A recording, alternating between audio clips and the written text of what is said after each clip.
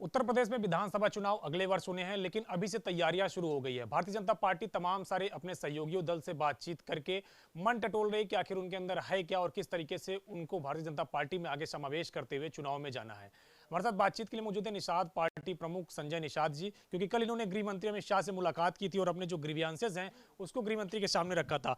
क्या मुद्दे लेकर आप गृह मंत्री के सामने गए थे और किन मुद्दों पर बातचीत हुई, सबसे पहले तो ये बताइए। हमारे समाज की जो यही मुद्दा है वो गरीबी, लाचारी, बेकारी है। आरक्षण है इनका।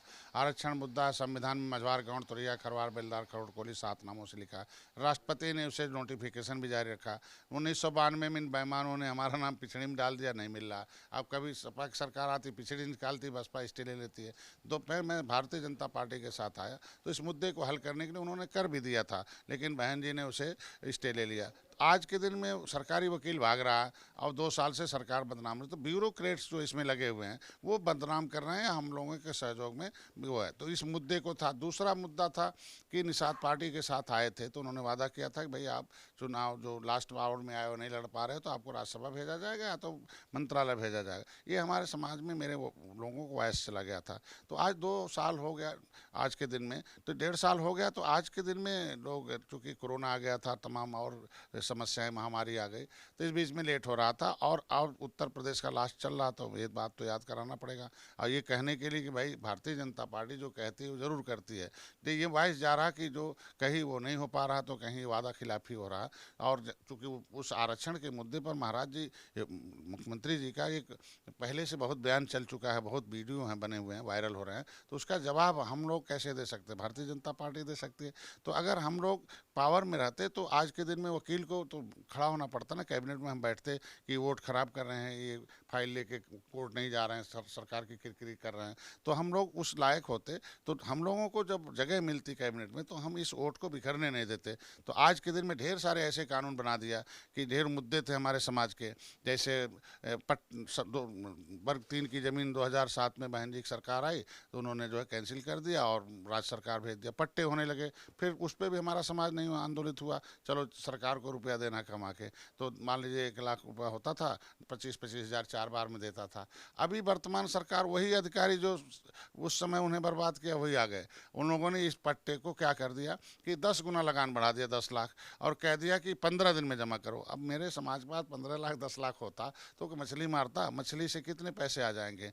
तो मैं उससे कहा कि भाई ये अधिकारियों पर लगाम नहीं लगेगा तो ये वोट बिखर रहा है, उसको कैंसिल कर दीजिए। फिर जैसे उनका आसामी था, सदियों से उनके नाम से था, तालघाट पोखरा। तो विसंगति दूर करने के लिए तो पार्टी बनती है ना, विसंगति दूर करने के लिए तो किसी राजनीतिक दल के साथ समझौता करना पड़ता क्या है। आपकी जो नाराजगी रही है उत्तर प्रदेश को लेकर, जो आपने व्यक्त की है गृह मंत्री के सामने, वो क्या सरकार को लेकर रही है, अधिकारियों को लेकर रही है, या फिर बीजेपी संगठन के खिलाफ रही है? नहीं, हमारा कोई नाराज़गी नहीं। मेरे मैसेज देना था, मैं मित्र हूँ। नाराज़ नहीं, मेरे लोग नाराज़ हैं। नाराज़ हो गए तो देख लीजिए किस तरीके से।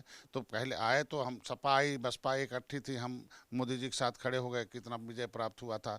अब जब इस इतनी 18% वोट है, 160 सीट निषाद बाउल है, 7 नदियाँ हैं, इनके जब इनके भोजन छीने जाएंगे, मछली नहीं मारने देंगे, नदी का ठेका कर दिया फालतू में, कभी 70 कितना पैसा पा जाएंगे नदी के ठेके से? बालू से तो आ ही रहा था ना। अब वो मौका पा गए हैं, पिछड़े अधिकारी हैं, वो जाल लेके फाड़ रहे हैं, उन्हें डंडे मार रहे हैं, नाव तोड़ रहे हैं। तो ये सारा जो उपद्रव मचाए ब्यूरोक्रेट्स, उस पर लगाम नहीं लगा है, उससे समाज नाराज है। तो मित्र के नाते मेरा कहना धर्म था। तो नीचे वॉइस देते थे लोग, नहीं संदेश पहुंचाते थे, तो मैंने डाला था प्रधानमंत्री इनसे मिलने के लिए। तो मैंने पहले महासचिव से मिला, अरुण सिंह जी से, भूपेंद्र यादव जी से, फिर शर्मा जी से मिला कि भाई आप नज़दीक हैं शीर्ष नेतृत्व के, ये जो वादे हुए थे उसे पहुंचाइए और समाज अगर मिल जाए तो उसका काम अच्छा हो जाएगा।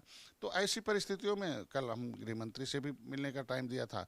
माननीय गृह मंत्री ने बहुत थारोली, पहले भी सुनते थे लेकिन इस बार के सुनने में उन्होंने सुना, नोट किया, और उन्होंने कहा हमें टाइम दो निषाद जी और हम इसे होमवर्क करते हैं, फिर हम लोग बैठते हैं, फिर बुलाता हूँ। और जाना नहीं दिल्ली छोड़कर, इस पर हम लोग कुछ न कुछ पॉजिटिव करके रखते हैं। तो हमने कहा भाई हम जाएंगे भी नहीं, क्योंकि हम जाएंगे तो वाइस क्या देंगे अपने समाज को? पूछेंगे हमारे कार्यकर्ता, तो पूछ रहे हैं ना कि ये 10 लाख जो जमा करना, 3 लाख रुपया जमा किया जेवर बेच के, अब नहीं जमा कर पाया, लॉकडाउन में टेंडर भी कैंसिल हो गया, जेवर भी चला गया। तो ऐसे कानून, काले कानून बदलने होंगे, तब तभी संभव है जब हम लोगों को कैबिनेट में जगह देंगे जो वादा किया था हम लोग। उत्तर प्रदेश की कैबिनेट में आप जगह चाहते हैं कि केंद्र की कैबिनेट में जगह चाहते हैं? नहीं, राज्य तो केंद्र का है ना, केंद्र चल रहा। राज्य भी देखिए, हम एक विजय प्राप्त कराया 2019 में, एक ऐतिहासिक जीत कराए हैं, और एक वादा किया था, उन्होंने खुद वादा किया था कि हम यहाँ वहाँ सब देंगे।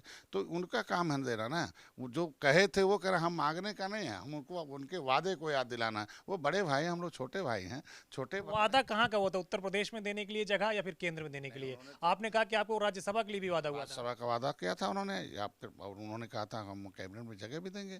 तो ये उन्होंने कहा था, हमने तो कहा नहीं। दोनों जगह जगह देने की बात हुई निश्चित थी। रूप से राज्यसभा अलग है और उत्तर प्रदेश कैबिनेट अलग है, उन्होंने कहा था, दोनों जगह बात हुई थी जगह देने के लिए।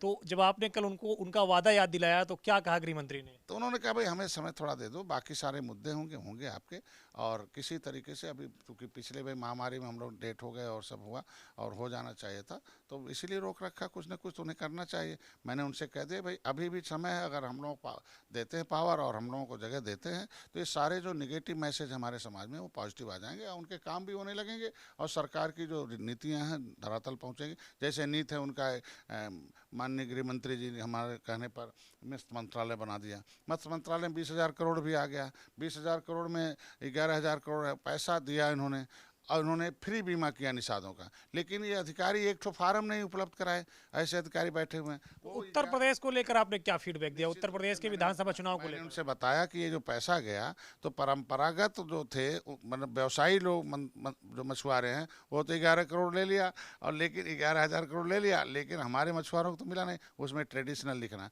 तो उत्तर प्रदेश की, चूंकि हम उत्तर प्रदेश, भारतीय जनता पार्टी नहीं, देश की राजनीति की जड़ है, वो उत्तर प्रदेश जड़ है। वहाँ 7 नदियाँ हैं, और वहाँ से आज के दिन में प्रधानमंत्री जाते हैं, मुख्यमंत्री जाते हैं, एक बड़ा प्रदेश है, और वहाँ एक ऐसा वाइस जाता है जो प्रदेश में, देश में जाता है।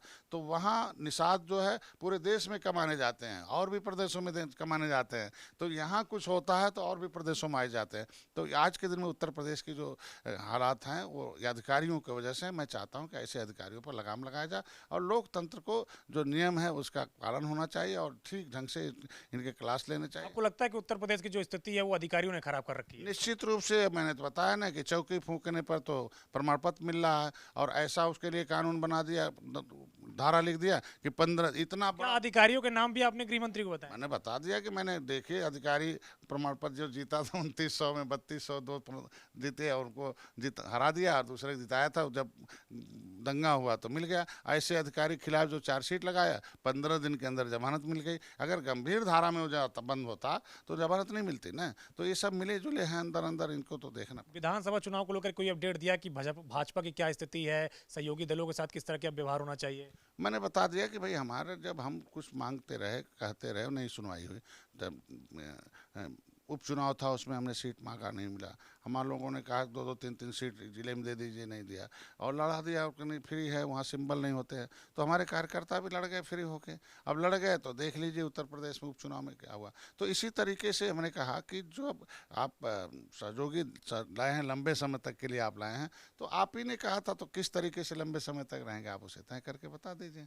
तो अभी आपको मुलाकात का वक्त दिया जाएगा गृह मंत्री से, और फिर से आपकी मुलाकात होगी, जो आपके तमाम सारे मुद्दे उठाए गए उस पर समाधान होगा। लेकिन उन्होंने खुद ही कहा ना कि आप हमें थोड़ा समय दे दो, आप लिख लिया, उसके हिसाब से हम देख लेंगे, और कहीं जाना नहीं है, रहना, हम बुलाएंगे, जल्दी बुलाएंगे। तो बड़े भाई, देश है, बहुत बड़ा है, काम होते हैं। तो मुख्यमंत्री को लेकर भी कुछ बात कही आपने? नहीं, मुख्यमंत्री से हमसे क्या, मुख्यमंत्री चला रहे हैं, अच्छे हैं, हमारे क्षेत्र के मुख्यमंत्री हैं, और पार्टी है, और सारे बहुत मुख्यमंत्रियों देखा गया है, सबके समय में कुछ न कुछ उल्टा पुल्टा हुआ है। ऐसा नहीं कि एक नए मुख्यमंत्री यही हैं, पिछली सरकारों ने भी क्या क्या कर रखा, कहीं तो कुछ छुपा। तो अगर पिछली सरकारों ने बहुत अच्छा किया होता तो आज उत्तर प्रदेश में उनको विकल्प के रूप में 1 नंबर पर वोट मिलता। 1 नंबर पर तो वो निर्दल हो गए, 2 नंबर पर तो 3 नंबर पर आ गए। तो सारी सरकारें पिछली जो है, सारे दोष है उत्तर प्रदेश का। एक आखिरी सवाल है, तमाम सारे भाजपा के ही सहयोगी और भाजपा के ही तमाम सारे मंत्री सांसद कोरोना काल में सरकार की आलोचना की है, कोरोना काल में सरकार को लेकर तमाम सारे बयान दिए।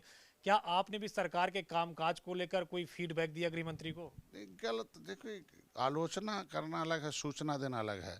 हम तो मित्र हैं, हम तो खाली सूचना देने वाले हैं कि गलत हो रहा है। मैसेज देना है, कहना है कि भाई ऐसा हो जाएगा तो होगा। जैसे पिछले बार कोरोना में मुख्यमंत्री ने कहा कि भाई कोई पैदल नहीं आएगा, 40 मजदूर मर गए। हमने कहा उन्हें सजा दे दो, जो अधिकारी हैं मुख्यमंत्री की बात नहीं मानते हैं। तो तुरंत उन्होंने गाड़ी व्यवस्था कर दिया, कोई पैदल नहीं गए। उसी तरीके से हमारा कहना आलोचना नहीं, सूचना है। आलोचना क्या, सूचना दीजिए कि गलत कर रहा है, उसे सही किया जाए। गलत होने की सूचना आपने दी? निश्चित रूप से जहाँ जहाँ गलत गलत होता हो तो निश्चित रूप से सामने आ जाता है ना, उस पर दुरुस्त तो होता ही है। और जब ये जो भ्रष्ट अधिकारी हैं बड़े लंबे समय से जब पाँव जमाए हैं और वो उनकी आदत सी बनी हुई है, और उसमें एक बहुत बड़ा परिवर्तन होना, मैंने इनसे कहा था कि अंदर से पिछली सरकारों के उनके पास गुण है और बाहर से खोल आपकी सरकार का कमल कर रखे हैं। तो इनको ऐसे लोगों को टेस्ट करिए, और निश्चित रूप से 2022 अगर फिर से हम आए हैं तो चाहते हैं सरकार बने, और उसके लिए जहाँ जहाँ हमारी ज़रूरत है, लेकिन हमें उस लायक बनाइए, तभी हो पाएगा। शुक्रिया से बातचीत करने के लिए। तो ये निषाद पार्टी प्रमुख संजय निषाद है, जिनका कहना है कि उन्होंने इनसे जो वादा किया था गृह मंत्री अमित शाह ने 2019 के लोकसभा चुनाव में, खासतौर से राज्यसभा भेजने की चाहे बात हो, चाहे उत्तर प्रदेश की सियासत में भागीदारी की बात हो, उन वादों को इन्होंने कल याद दिलाया और गृह मंत्री ने भी इनको आश्वासन दिया कि दिल्ली में रहें, इनकी समस्या का समाधान किया जाएगा। कमिश्नर वीरपाल के साथ अविनाश तिवारी, एबीपी गंगा, दिल्ली।